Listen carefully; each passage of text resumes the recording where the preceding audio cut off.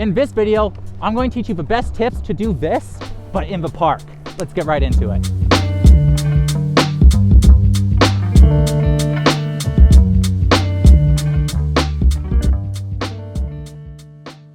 If you go and try to lift off the jump, it's not going to fully utilize the feature. So here, I try to lift off my legs and see how I go straight through instead of up.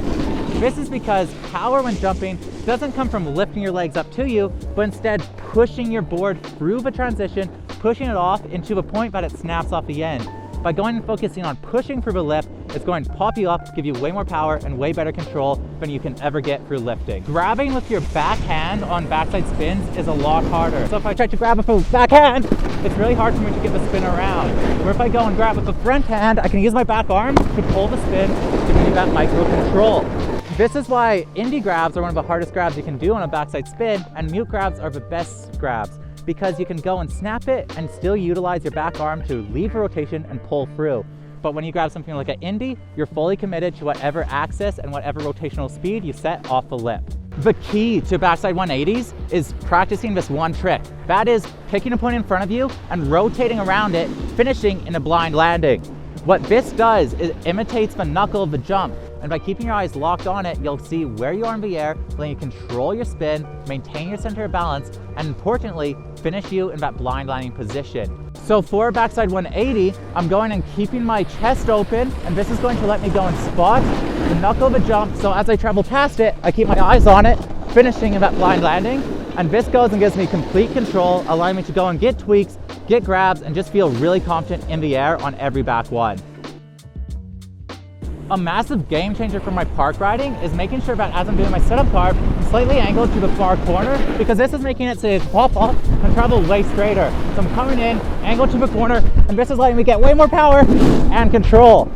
By opening your hips to the corner of the jump, it's increasing your wind-up range of motion, letting you snap further without being blind, so you can generate way more power and you can keep your vision straight. So on a frontside 360, it lets you keep your spot at the end of the knuckle, even if you want to snap with a little bit more of a motion. And on a backside spin, it's going to let you wind up more, keep your head straight in front of you, so you can get a powerful snap without drifting off the end of the takeoff.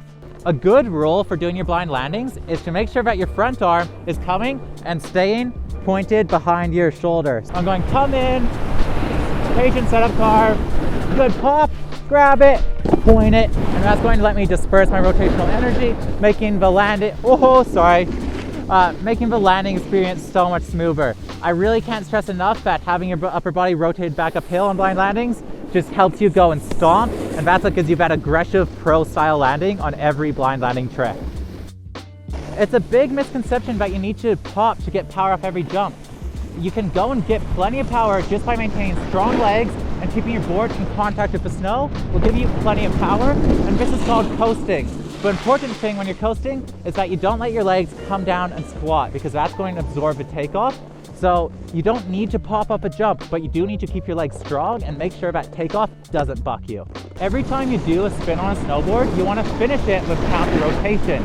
To do this, we lead a little bit with our upper body and counter rotate. And this lets us go and get max control, max power, and get that little bit of finesse. If you go and rotate all at once, don't lead with your upper body, you're going to land all at once, and it's going to remove any ability for finesse. So lead with your upper body and finish every spin of counter rotation, because it slows down your maximum rotation velocity, gives you that micro control, and it makes coming into the landing so much easier and so much safer. This one trick is going to make your frontside in-runs so much easier. A lot of people when doing their frontside spins are coming in from this tall position, relying on leaning, and then trying to shift down into their wound up position. But this is making it so they have to go and change body positions on the in-run.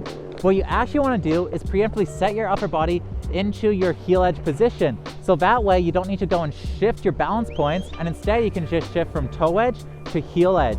By adding this little bit of bend in your legs on the in-run of the jump, you'll be able to go and transition to your heel edge smoother, letting you wind up more and get more power out of every spin.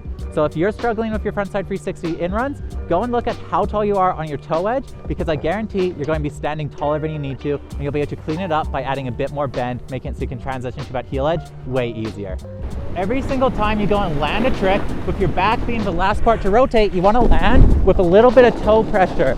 This is because the little bit of toe pressure is going to make sure that you don't clip your heel edge. So on something like a 50-50 back one, we're popping up, coming in, and landing at that toe pressure. So that way, even if we under rotate, we're gonna be okay. Because we're rotating these tricks blind, we won't know exactly when we're going to hit the landing every time. So by having the rotation set over your toes, you can go and make sure that even if you do under rotate, you can still go and gripping your toe edge, not clip your heels, letting you go and ride away, because you're not going to perfectly rotate a spin every time, and under rotation is normal, but it's important to make sure that you're landing on the correct edge in order to not catch an edge when doing it.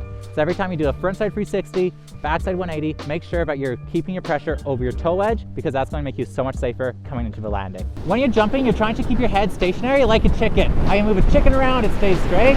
Same thing for jumping. We're trying to pop up and move our head as little as possible. So on a frontside 360, you're locking your eyes at the knuckle, keeping your head in that same position as you rotate around it. On a backside 360, you need to look up and around because it's blind for the first bit of a trick, but we're trying to move our head stable, not rushing the trick, not rushing the spot, letting the head just continue its momentum, staying as calm and relaxed as possible.